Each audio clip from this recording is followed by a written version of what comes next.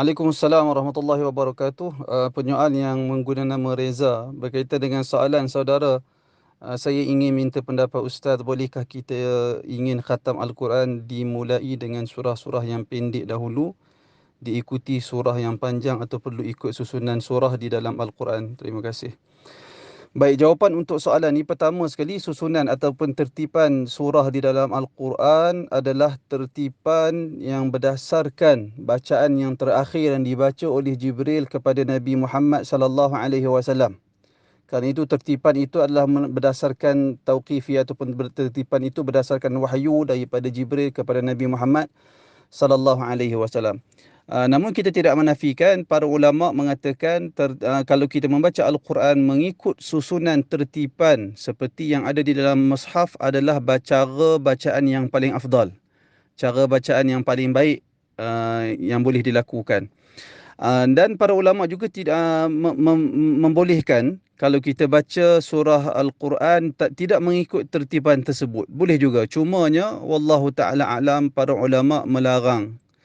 Dan sebahagian mereka mengharamkan membaca Al-Quran dalam bentuk terbalik. Maksudnya kita mula daripada surah An-Nas, Qul a'udzu birabbin nas, kemudian diikuti surah Al-Falaq, kemudian diikuti dengan surah Al-Ikhlas, kemudian diikuti dengan surah Al-Masad, dan sehingga yang terakhir sekali surah Al-Baqarah. Dalam erti kata sebegitu, sebahagian para ulama melarangnya. Termasuklah Al-Imam Nawawi di dalam kitab di Al-Tibyan melarang. Dan Al-Imam Nawawi, kalau tak silap saya, beliau menukilkan telah sepakat kesemua para ulama melarang perbuatan seperti itu.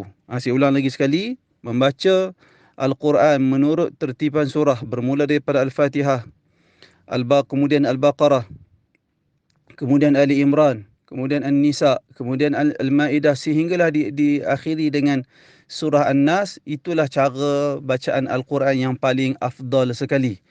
Manakala dibolehkan, para ulama beranggapan boleh juga jika kita membaca Al-Quran tanpa mengikut tertiban tersebut. Sebagai contoh, kita nak mula baca, kita baca surah An-Nisa terlebih dahulu.